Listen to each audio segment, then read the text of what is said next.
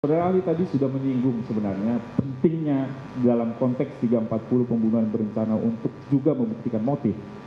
Karena itu ada hubungannya dengan sikap batin, dan dari motif itu kita bisa mengukur seberapa jauh sikap batin si pelaku bisa bertindak secara emosional atau tidak. Ya, kalau saya lanjutkan. Okay. Dalam perkara ini sudah dibuktikan di pengadilan, baik keterangan saksi maupun keterangan nanti terdakwa di berita acara juga, motif yang terjadi pada tanggal 8 dalam hubungannya dengan kejadian peristiwa di tanggal 7, kekerasan seksual terhadap saudara Putri Chandrawati yang dilakukan oleh J. Dalam kaitan dengan motif tersebut, saudara ahli bisa menjelaskan soal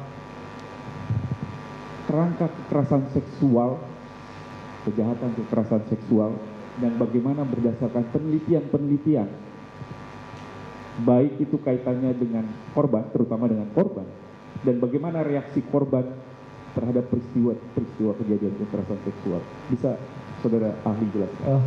Izin yang mulia, kalau kita membaca bukunya Prof. Andi Zainal Abidin, beliau almarhum Allahumma kakaknya Prof. Andi Hamzah, hukum pidana 1 yang mulia, penelitian sinergatika, beliau menjelaskan bahwa motif itu menjadi penting dibuktikan karena menyangkut keputusan atau kehendak seseorang ketika memutuskan sesuatu. Itu yang pertama. Yang kedua, saya tidak akan boleh masuk ke terlalu jauh ya, kalau kemudian psikologinya.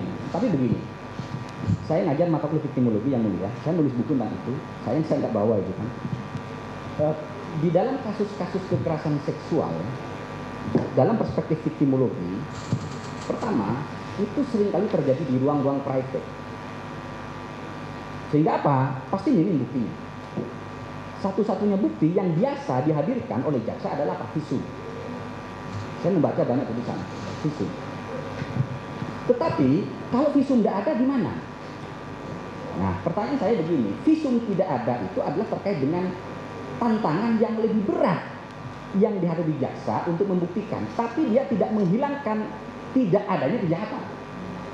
Dan jangan disimpulkan bahwa kalau korban tidak melakukan visum tidak terjadi kejahatan. Kenapa?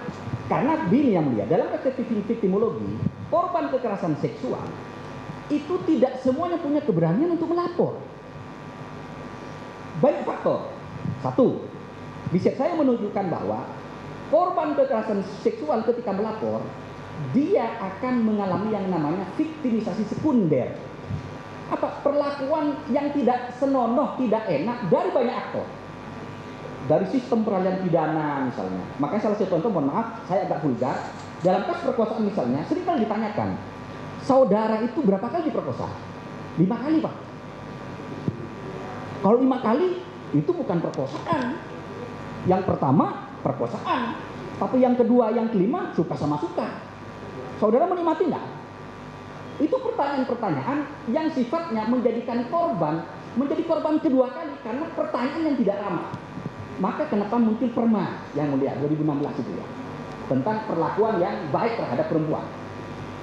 Nah, faktor yang lain, ada banyak faktor kenapa kemudian korban itu justru tidak melapor. Faktor yang apa? Budaya patriarkal. Di negara-negara berkembang, riset saya menunjukkan bahwa budaya patriarkal, bahwa yang berkuasa laki-laki, perempuan itu selalu menjadi nomor 2. Makanya kasus yang di Jawa Timur, ketika ada seorang bapak ya memperkosa anaknya sampai anaknya melahirkan, ketika terungkap di persidangan, itu salah satu alasan mengapa dia tidak berani melapor, karena keluarganya yang melarang melapor. Kenapa? Dianggap itu adalah aib. Ini kajian victimologi. Jadi apa artinya?